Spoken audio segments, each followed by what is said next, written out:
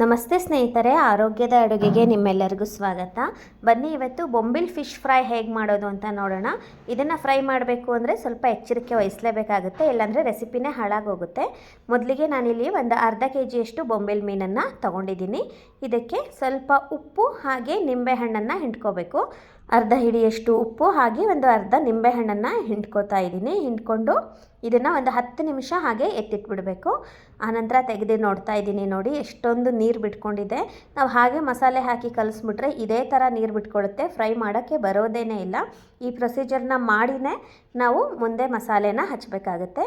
ಇವಾಗ ನೋಡಿ ಎಷ್ಟೊಂದು ನೀರು ಬಿಟ್ಟಿದೆ. ಈ ನೀರಿಂದ ಈ ಮೀನನ್ನೆಲ್ಲ ತೆಗೆದಿಡ್ತಾ ಇದ್ದೀನಿ. ಈ ನೀರನ್ನು ಚೆಲ್ಕೊಂಬಿಡೋಣ. ಆನಂತರ ಇದಕ್ಕೆ ಮಸಾಲೆ ನೋಡ್ಕೊಳ್ಳೋಣ. ಇದಕ್ಕೆ ನಾನು 2 ಟೀ ಚಮಚದಷ್ಟು ಅಕ್ಕಿ ಹಿಟ್ಟು, 2 ಟೀ ಚಮಚದಷ್ಟು ಕಾರ್ನ್ಫ್ಲವರ್, 2 ಟೀ ಚಮಚದಷ್ಟು ಮೈದಾ ಹಿಟ್ಟು, 1 ಟೀ ಚಮಚದಷ್ಟು ಬೋಂಡಾ ಹಿಟ್ಟನ್ನು ಹಾಕ್ತಾಯಿದ್ದೀನಿ, ಕಡಲೆಬೇಳೆ ಹಿಟ್ಟು.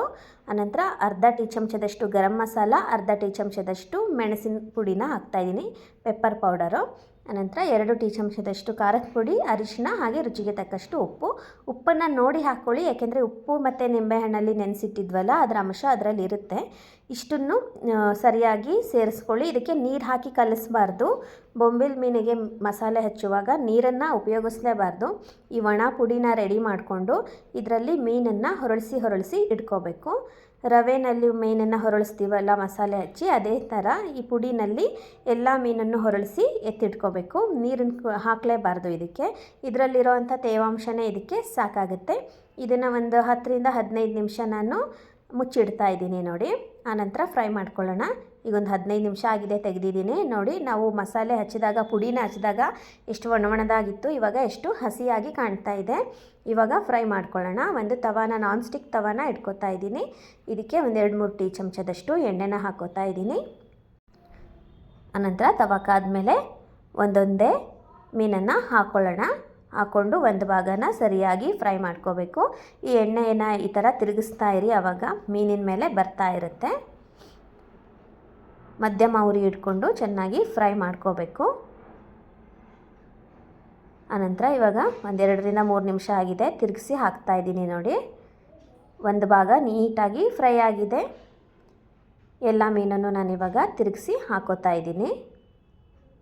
ತಿರುಗಿಸಿ ಹಾಕಿದ ಭಾಗನೂ ಚೆನ್ನಾಗಿ ಫ್ರೈ ಮಾಡ್ಕೋಬೇಕು. ಒಂದು 2-3 ನಿಮಿಷ ಚೆನ್ನಾಗಿ ಫ್ರೈ ಆದರೆ ರೆಡಿಯಾಗಿ ಹೋಗುತ್ತೆ ಬೊಂಬಿಲ್ ಫಿಶಿನ ಫ್ರೈ. ತಿನ್ನೋದಕ್ಕಂತೂ ತುಂಬಾ ರುಚಿಯಾಗಿರುತ್ತೆ. ಆದರೆ ಮಾಡುವಾಗ ಮೊದಲು ತೋರಿಸಿದ್ನಲ್ಲ ಆ ಪ್ರೊಸೀಜರ್ನ ಮಾಡಿನೇ ಮಾಡಬೇಕಾಗುತ್ತೆ. ಇಲ್ಲಾಂದರೆ ಮೀನು ನೀರಾಗಿ ಫ್ರೈ ಮಾಡೋಕ್ಕೆ ಬರೋದಿಲ್ಲ, ಆ ಥರ ಹಾಳಾಗೋಗುತ್ತೆ. ಇದರಲ್ಲಿ ಒಂದು ಕೂಡ ಮುಳ್ಳಿರೋದಿಲ್ಲ, ಸೆಂಟ್ರಲ್ಲಿ ಮಾತ್ರ ಒಂದು ಮುಳ್ಳಿರುತ್ತೆ, ಬಿಟ್ಟರೆ ಎಲ್ಲೂ ಮುಳ್ಳಿರೋದಿಲ್ಲ. ಮಕ್ಕಳಿಗಂತೂ ತುಂಬಾ ಇಷ್ಟ ಆಗುತ್ತೆ ಈ ಮೀನು, ಯಾಕೆಂದರೆ ಮುಳ್ಳೇ ಇರೋದಿಲ್ಲ, ಆರಾಮಾಗಿ ತಿನ್ಬೋದು. ಈ ಮೀನು ಒಣ ಮೀನಲ್ಲಿ ಕೂಡ ಉಪಯೋಗಿಸ್ತಾರೆ. ಒಣ ಮೀನಲ್ಲಿ ಕೂಡ ಈ ಹಸಿ ಮೀನಂತೂ ತುಂಬಾ ಚೆನ್ನಾಗಿರುತ್ತೆ. ಮಧ್ಯದಲ್ಲಿರೋ ಮುಳ್ಳು ಕೂಡ ತುಂಬಾ ರುಚಿಯಾಗಿರುತ್ತೆ. ಅದರಲ್ಲಿ ಒಂದು ರಸ ಬರುತ್ತೆ, ಅದು ಕೂಡ ತುಂಬ ಚೆನ್ನಾಗಿರುತ್ತೆ. ಮುಳ್ಳನ್ನು ಸಹಿತ ತಿನ್ಬೋದು ಈ ಫ್ರೈನಲ್ಲಿ, ಅಷ್ಟೊಂದು ಚೆನ್ನಾಗಿರುತ್ತೆ. ಈಗ ನೋಡಿ ಎಲ್ಲನೂ ಆಗಿದೆ, ಇನ್ನೊಂದು ಭಾಗನೂ ಚೆನ್ನಾಗಿ ಫ್ರೈ ಆಗಿದೆ. ಈಗ ಎಲ್ಲ ಮೀನುಗಳನ್ನು ನಾನು ಎತ್ತಿಡ್ಕೊತಾ ಇದ್ದೀನಿ. ನೀವು ಈ ವಿಧಾನದಲ್ಲಿ ಬೊಂಬಿಲ್ ಫಿಶ್ ಫ್ರೈನ ಒಂದು ಸಾರಿ ಪ್ರಯತ್ನ ಮಾಡಿ, ರುಚಿ ಹೇಗೆ ಬಂತು ಅಂತ ಕಮೆಂಟ್ಸ್ ಮಾಡಿ ಹೇಳೋದನ್ನು ಮಾತ್ರ ಮರಿಬೇಡಿ.